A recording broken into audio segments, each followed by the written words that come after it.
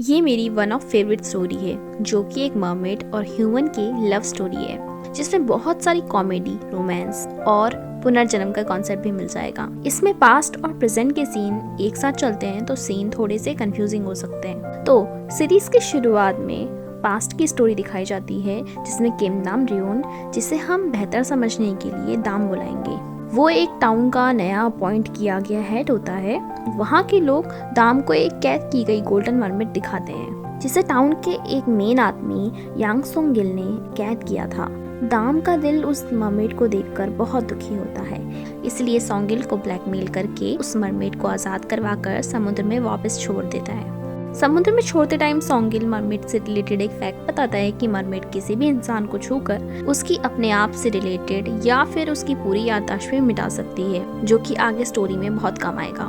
इसके बाद story present में दाम के जैसे दिखने वाले एक लड़के हो जुन जे पे शिफ्ट हो जाती है, जिसे हम जून बुलाएंगे। वो और उसके दो साथी नाम दो और ते हो कॉन आर्टिस्ट होते हैं और वो तीनों मिलकर एक कंपनी को ठगने का प्लान बना रहे थे। जून के अंदर एक टैलेंट था। ये बंदा मैजिकल ट्रिक्स और हिप्नोटाइज करने में माहिर था और बंदे को देखकर ही उसके नेचर को जज कर लेता था। इसी तरह कंपनी की एक औरत को स्कैम करके उसके पैसे लूट लेते हैं और इसी के साथ अपने अपने पैसों का शेयर लेकर सिक्योरिटी पर्पस के लिए अलग हो जाते हैं और इसी के साथ जून स्पेन चला जाता है। तभी हमें पास्ट ईरा की दिखाई हुई मरमेड दिखाई जाती है, लेकिन वो सिल्वर कलर की होती है, जिसे समुद्र में काफी नीचे एक ब्रेसलेट मिलता है कि तभी वहाँ पर एक तूफान आ जाता है और वो गलती से जमीन पर आ जाती है। जमीन पर आते ही उसकी टेल की जगह पाँव आ जाते हैं, जिसे देख के मरमेड खुद हैरान होती है। किस्मत से वो खाने की तलाश में समुद्र के किनारे ही जून के होटल रूम में घुस जाती है। जैसे ही जून आवाज सुनकर आता है तो मरमेड को अपने वार्डरोब में देखता है और मरमेड छुपने के लिए टी शर्ट के अंदर घुस जाती है और टी शर्ट होने की एक्टिंग करती है।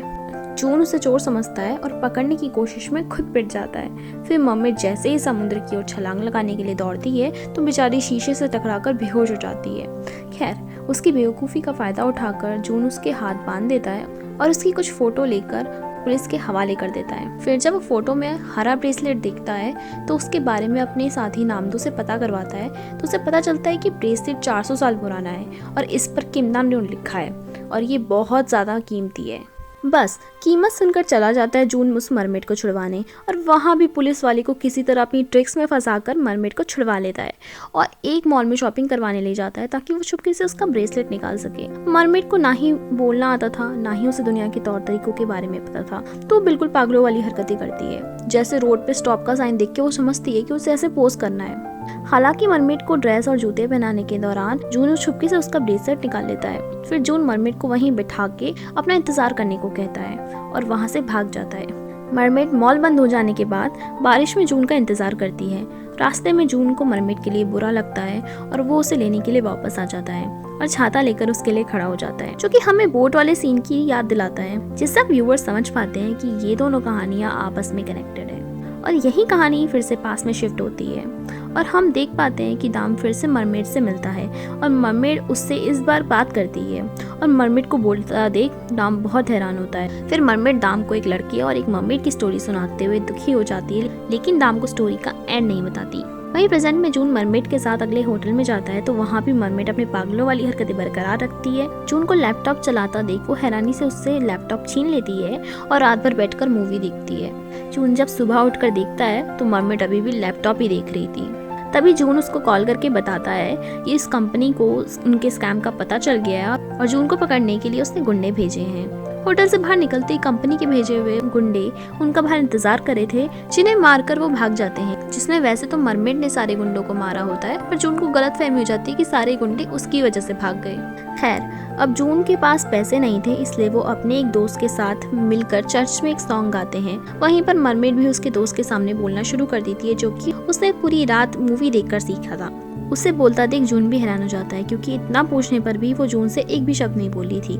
रात को चर्च के कमरे में जब मरमेड सो रही थी तो जून उसका ब्रेसलेट उसके हाथों में वापस पहना देता है। ऐसा पहली बार हुआ था कि जून ने चुराई हुई कोई चीज वापस की हो, जिस पर वो खुद हैरान था। वो लोग एक लाइट हाउस की तरफ चल पड़ते हैं और रास्ते में जून मरमेड को बताता है कि वो इसके बाद सियोल वापस चला जाएगा, जो कि ऑब्वियसली मरमेड को नहीं पता होता कहाँ है। लाइट हाउस पहुंचकर जून मरमेड को अपने बचपन की कहानी सुनाते हुए बताता है कि उसकी माँ उसे यहीं पर आखिरी बार मिली थी और उसे यकीन है कि दोबारा वो अपनी माँ से यहीं पर मिलेगा। तभी वहाँ वो गुंडे वापस आ जाते हैं, जिनसे बचने के लिए मरमेड जून को लेकर समुद्र में कूद जाती है। पानी में जाते ही मरमेड अपना रूप धारण कर लेती है, जिसे जून देख लेता है और फिर मरमेड जून को किस कर लेती है। वही पास्ट में दाम मरमेड से फिर मिलता है और अब की बार वो दाम को अपने नाम सेहवा बताती है और उसे 20 साल पहले की अपनी कहानी सुनाती है, जब उसने बचपन में समुद्र में डूबते हुए एक लड़के को बचाया था और उन दोनों के बड़े होने के साथ साथ उनका प्यार भी बढ़ता जाता है। उस लड़के ने ही सेवा को ये नाम दिया था।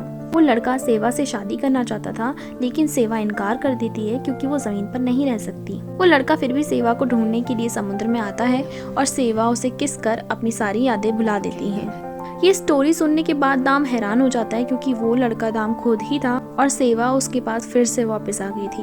वहीं प्रेजेंट में भी यही होता है और मरमेड अपने आप से जुड़ी सारी यादें उस किस के साथ मिटा देती है। बेहोशी की हालत में जून को एक लड़के की हल्की आवाज में आई लव यू कहने की आवाज आती है और आंखें खोलने पर उसके आसपास कोई नहीं होता और वो एक समुद्र के किनारे लेटा हुआ था। जून याद करता है कि वो उन गुंडों से बचने के लिए समुद्र में कूदा था, पर उन यादों से मरमेड गायब हो चुकी होती है और उसे लगता है कि वो अकेले ही कूदा था।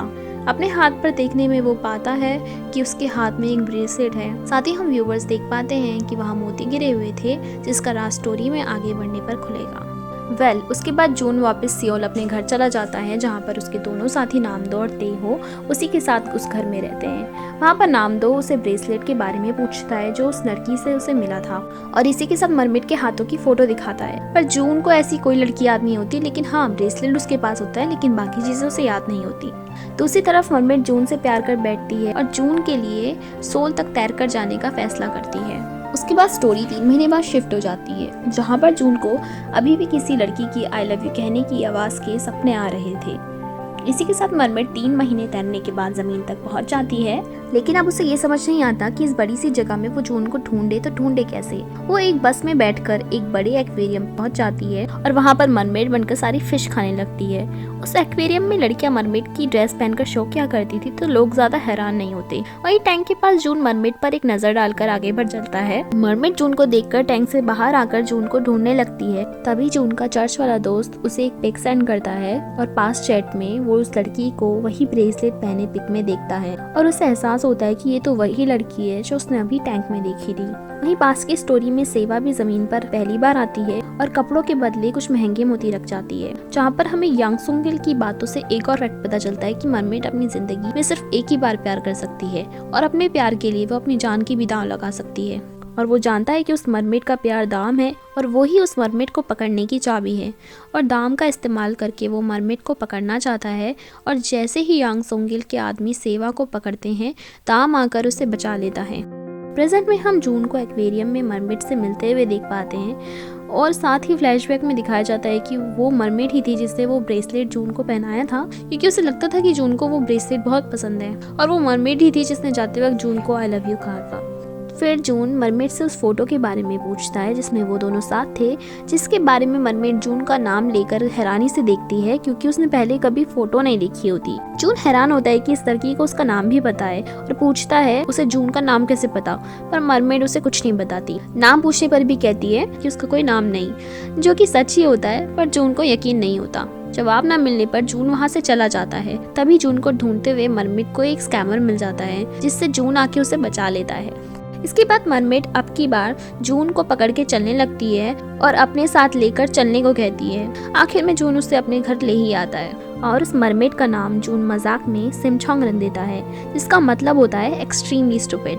हम फिलहाल उसे सिम ही कहेंगे। जून के पूछने पर वो इतना बताती है कि वो ही है जिसने उसे ब्रेसलेट दिया। धीरे धीरे वक्त के साथ जून को अपनी पास्ट लाइफ यानी दाम की लाइफ के विजन्स आने लगते हैं, जो कि उसे शुरुआत में सिर्फ सपने ही लगते हैं। दूसरी तरफ जून की माँ डिवोर्स के बाद एक अमीर आदमी के यहाँ मेड का काम करती है और जून की स्टेप मदर जून को मरवाना चाहती है ताकि जून के पापा की सारी प्रॉपर्टी उसके बेटे यानी कि जून के स्टेप ब्रदर को मिल सके। वो जून को पकड़ने के लिए मादे युंग नाम के आदमी को भेजती है, जो कि पास्ट लाइफ में यांग सोंगिल का ही पुनर्जन्म है। यहाँ पास्ट की स्टोरी में ताम को फ्यूचर के जून के विजन आ रहे थे, जो कि वो एक पॉट में पेंट करवाता है, जो कि वही मरमेड और जून के किस करने की तस्वीर होती है।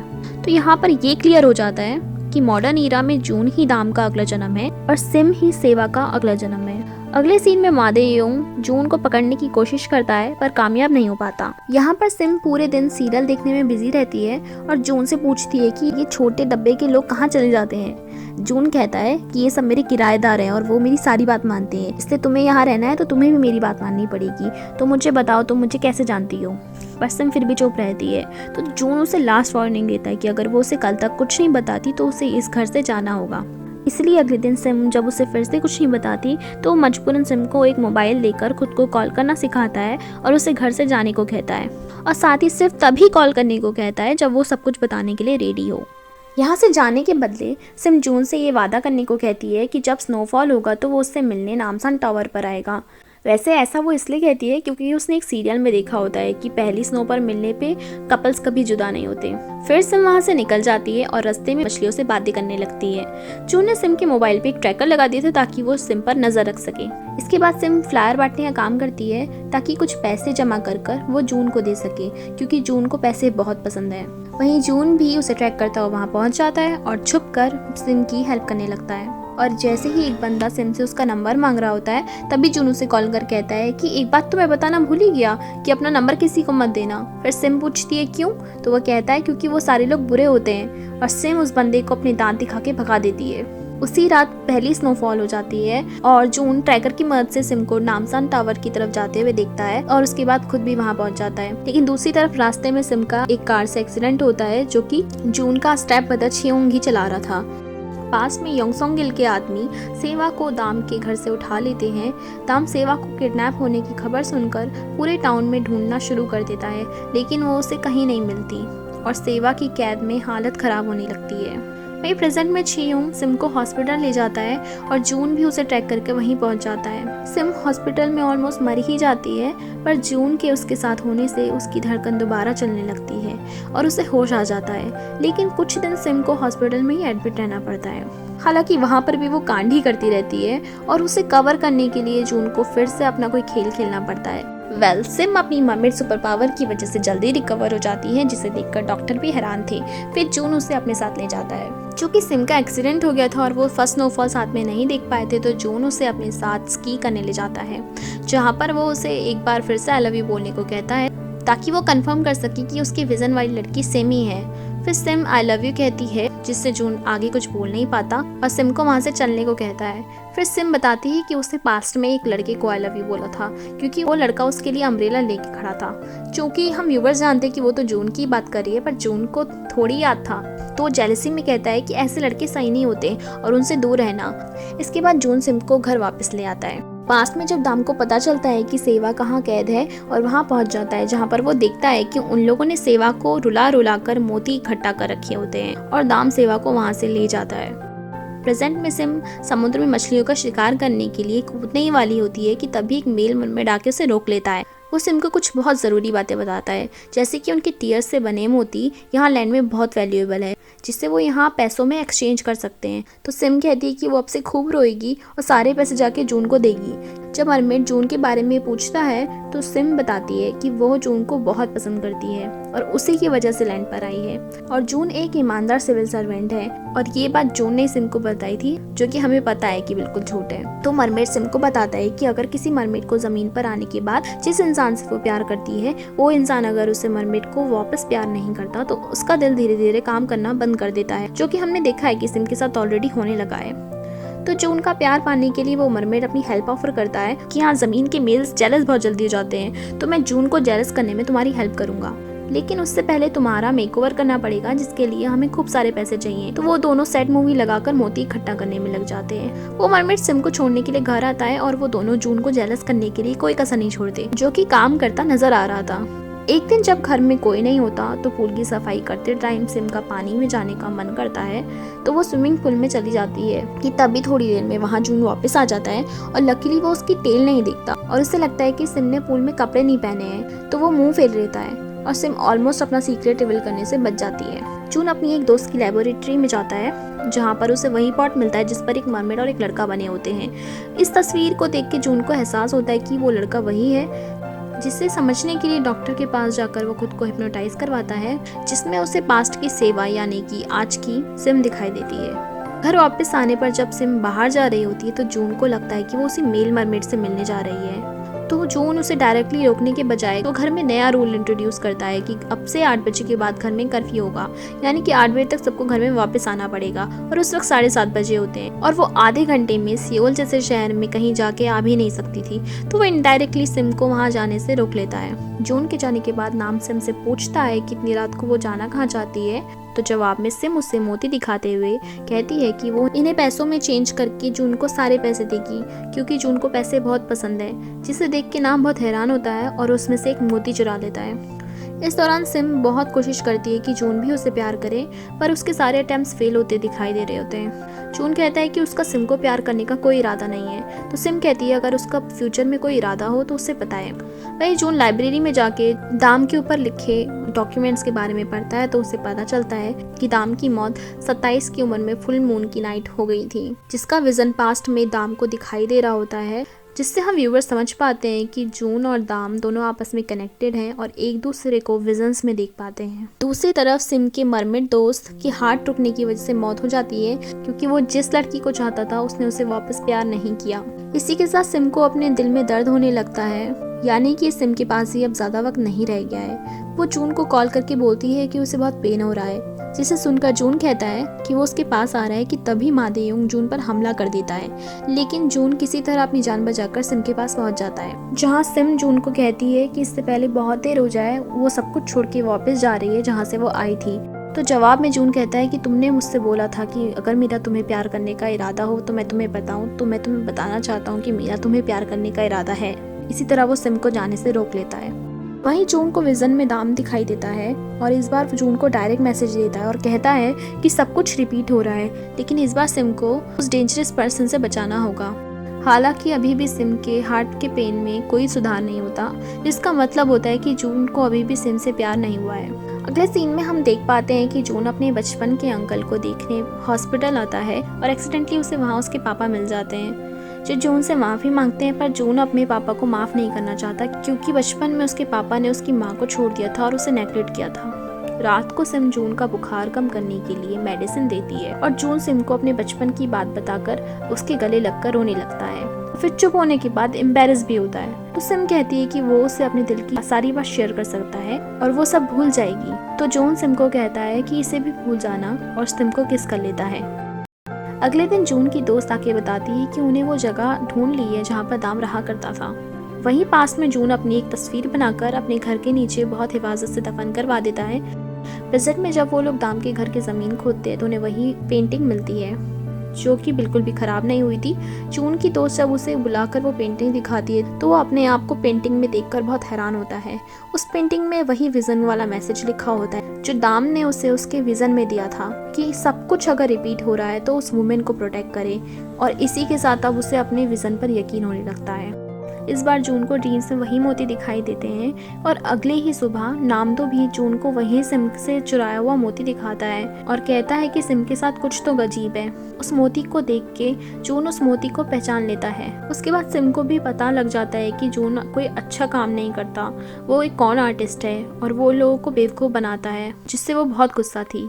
और वो अपने मन में जून को देखते हुए कहती है कि जून क्या तुम मुझसे झूठ बोल रहे थे, जो कि सरप्राइजिंगली जून सुन पा रहा था। उसकी आंखों के सामने सिम के होठ बंद होते हैं पर वो फिर भी सिम को सुन पा रहा था और ये सब देख के जून हैरान रह जाता है और वो कहता है कि मैं झूठा हूँ और लोगों को बेवकूफ़ बनाता हूँ, ये मेरा सीक्रेट है, अब तुम्हारा सीक्रेट क्या है। और आखिरकार सिम मन में कहती है कि वो मरमेड है, जिसे सुनकर जून हैरान रह जाता है।